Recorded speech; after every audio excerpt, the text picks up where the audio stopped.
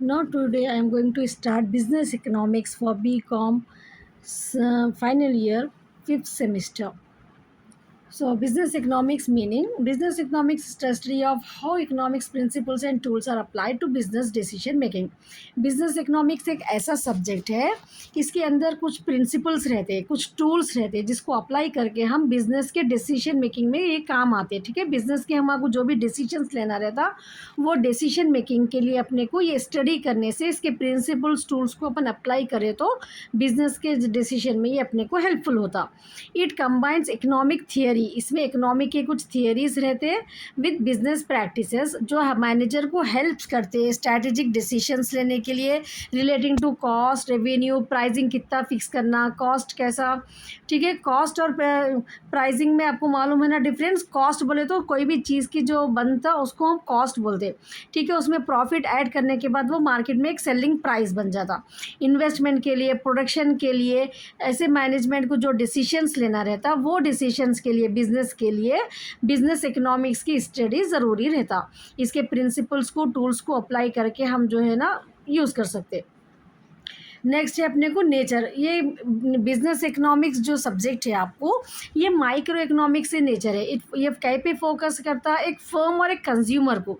ठीक है, एक फर्म को डिसीशंस लेना है, एक कंज्यूमर को डिसीशन लेना है, तो उसके लिए वो लोग क्या कर रहे हैं, एक प्रिंसिपल्स इकोनॉमिक्स की, बिजनेस इकोनॉमिक्स की स्टडी करके उसके प्रिंसिपल्स को अप्लाई कर रहे हैं. तो ये सब्जेक्ट जो है ना माइक्रो इकोनॉमिक्स नहीं है, डील्स विद द मतलब पूरा अपने को जो है ना एक ऑर्गेनाइजेशन के डिफरेंट डिफरेंट डिपार्टमेंट से डील करता है. ये एक फर्म से डील करता खाली और एक कंज्यूमर से, इसलिए हम इसको क्या बोलते हैं, माइक्रो इकोनॉमिक्स इन नेचर बोलते हैं. समझ में आ रहा ना. नॉर्मेटिव एंड प्रैक्टिकल रहता है. ये नॉर्मेटिव और प्रैक्टिकल क्यों है, इट प्रोवाइड टूल्स दे रहे अपने को रियल वर्ल्ड के जो डिसीजन अपने को रियल वर्ल्ड में लेना है हमारे बिजनेस को चलाने के लिए, बेस्ड ऑन वैल्यू जजमेंट. ये क्यों हो रहा उसका जो है ना उसके बेस पे अपने को यहाँ पर समझ में भी आता. वैल्यू जजमेंट भी देते अपने को बिजनेस इकोनॉमिक की स्टडी करने से. और ये इंटरडिसिप्लिनरी है, blends economics with finance. Interdisciplinary, एक इकोनॉमिक्स बोले तो सिर्फ एक सब्जेक्ट नहीं है जैसा थियरी के जैसा. ये जो है ना इकोनॉमिक सब्जेक्ट ब्लेंड है किससे, फाइनेंस से, स्टैटिस्टिक्स से, मैनेजमेंट से. तो इसको क्या बोलते हैं हम, इंटरडिसिप्लिनरी बोलते हैं. नेक्स्ट गोल ओरिएंटेड है. जैसे गोल ओरिएंटेड कोई भी बिजनेस इकोनॉमिक्स जो है ना प्रॉफिट मोटिव के लिए रहता. मेन प्रॉफिट को मैक्सिमाइज करना और जो भी रिसोर्सेज रहते हैं उसको जो है ना सही से यूटिलाइज करके मैक्सिमम प्रॉफिट अर्न करना. That's why business economics goal oriented रहता. तो हम इसके 4 जो है ना आप ये जो यहाँ पर नेचर में लिख सकते हैं. बिजनेस इकोनॉमिक्स ऐसा सब्जेक्ट है, इसका नेचर ये है कि ये माइक्रो इकोनॉमिक्स एक नेचर है, इन नेचर है क्योंकि ये इंडिविजुअल से, फर्म और कंज्यूमर एक सिंगल यूनिट से, ठीक है, इंडिविजुअल यूनिट से ये डील करता बोल के. इसके ये रियल वर्ड से अपने को जो है ना रिलेटेड है, इसलिए इसको हम नॉर्मेटिव और प्रैक्टिकल बोलते हैं.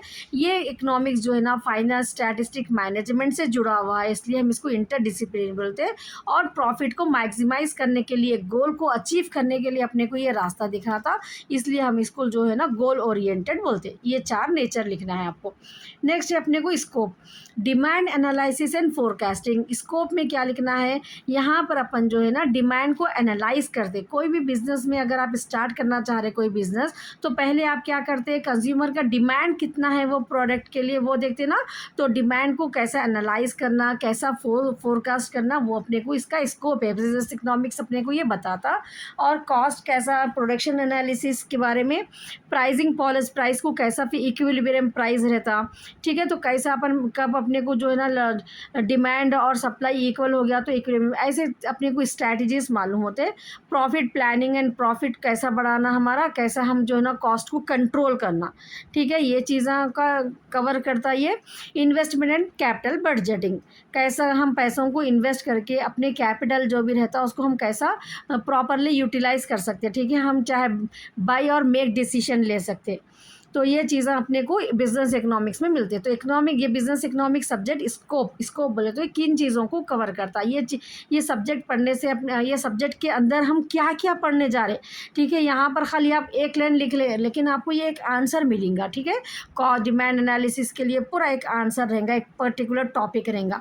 तो वहाँ पर अपने को डिटेल में पढ़ना है. ये 5 चीज़ों के बारे में आपका इकोनॉमिक्स कवर होता है, ये आपके माइंड में रहना. तो पहला क्या है, डिमांड के बारे में, cost, pricing, profit, investment. Next importance क्या है इसके, हेल्प्स करता है ये, ठीक है, business in rational decision making, अपन सही डिसीजन लेने के लिए अपने को ये हेल्पफुल रहता है, गाइड करता है ये हमारे को। बिजनेस के जो भी रिस्क रहते हैं ना, अनसर्टेनिटीज़, हमको नहीं मालूम हमारे बिजनेस में आगे चल के क्या होने वाला है, तो वैसे अनसर्टेनिटीज़ को, वैसे रिस्क को जो है ना हम मिनिमाइज़ कर सकते हैं अगर हम इकोनॉमिक्स के कॉन्सेप्ट को अप्लाई करें हमारे बिजनेस में। तो ये जो है ना टूल्स प्रोवाइड करता है, प्लानिंग कैसा करना फोरकास्टिंग के लिए, और ओवरऑल अपने बिजनेस की एफिशिएंसी को बढ़ा के अपने को प्रॉफिटेबिलिटी बढ़ाता है। नेक्स्ट है प्राइस थियरी। ये आपको शॉर्ट में जो है ना फर्स्ट क्वेश्चन कंप्लीट हुआ है। फर्स्ट क्वेश्चन बिजनेस इकोनॉमिक्स, इसके important meaning, nature, scope and importance discuss करें अपन। Now next topic we are going to discuss price theory.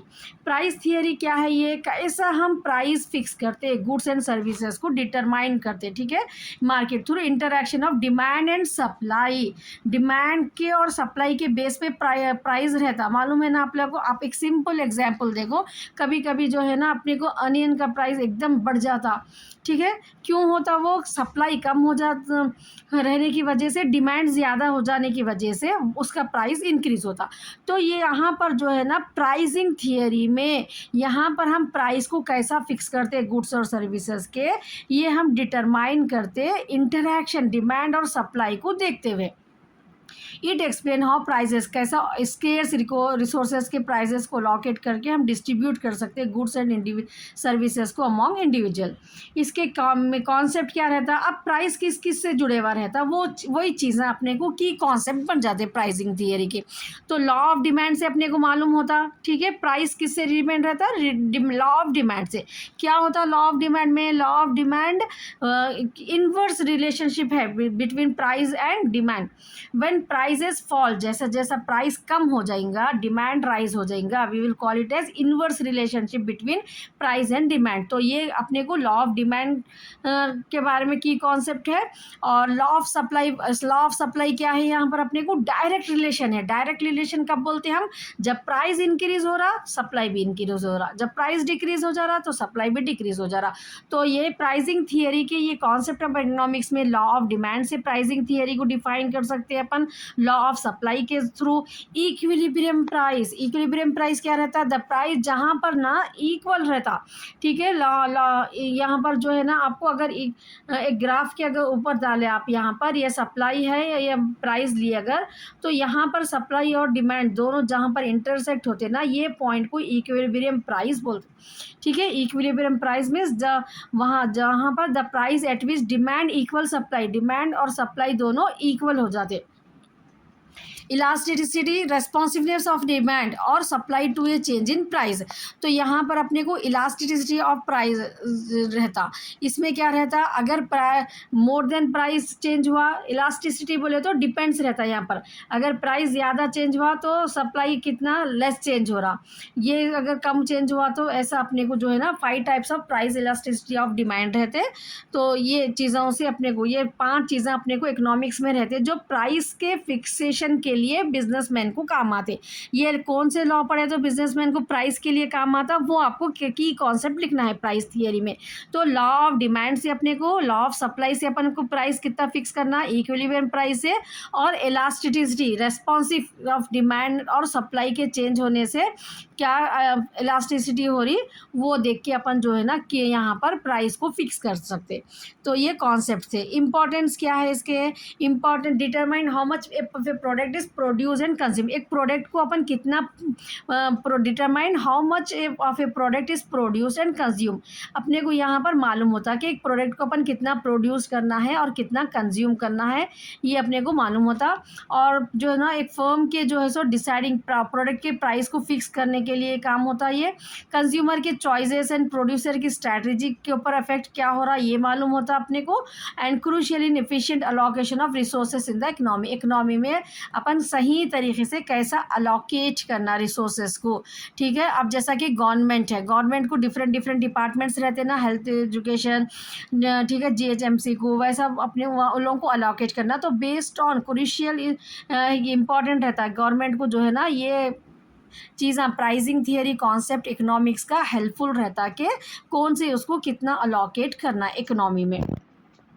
Next है अपने को third question, non economic activity. कोई सी भी एक्टिविटी जो रहती है ना, हम जो भी काम कर रहे हैं, ठीक है, those activities classified into two type, दो तरह के रहते।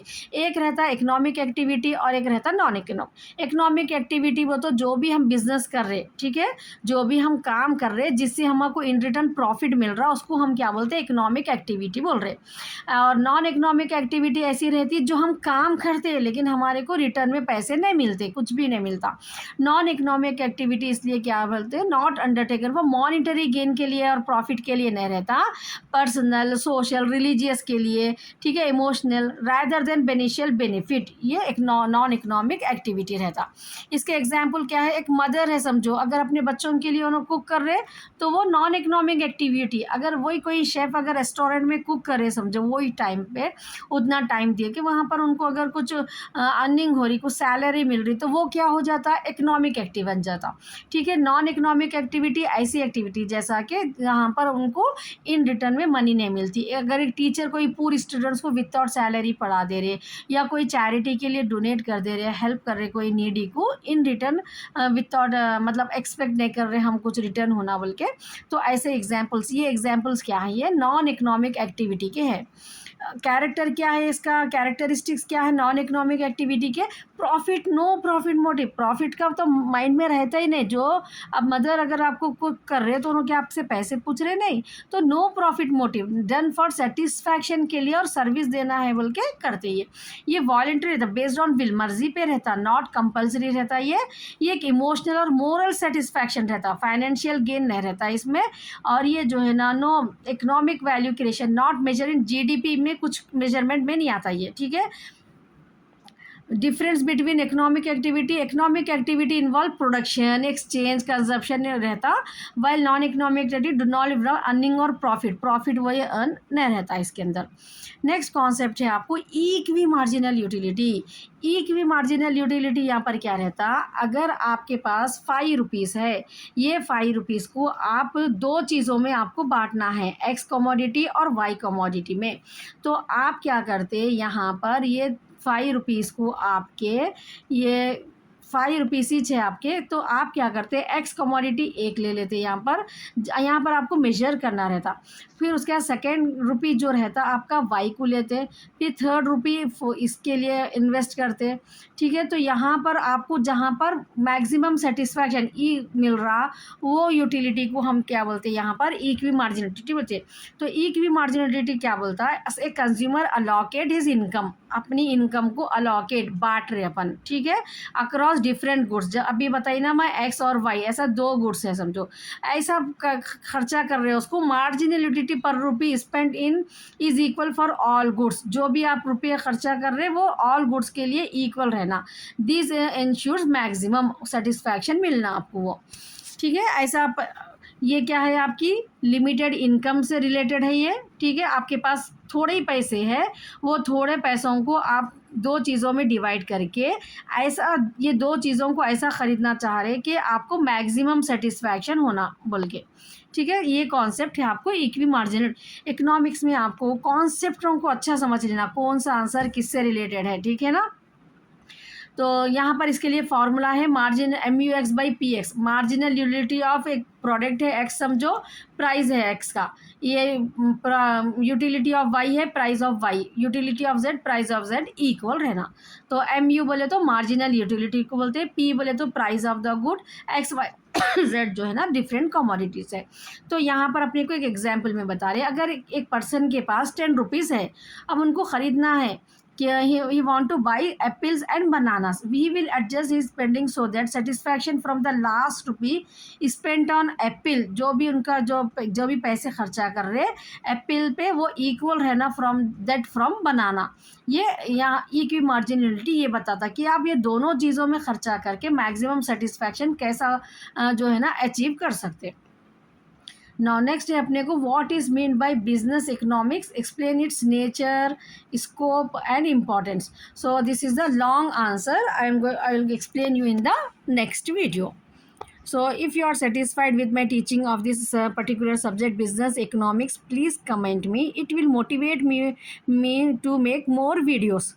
It's clear, students. Just it's a request to you all that I need your suggestion, so that I want to help you out. No, so I want respond from your side also, whether I am doing this hard work, so you are able to understand it or not.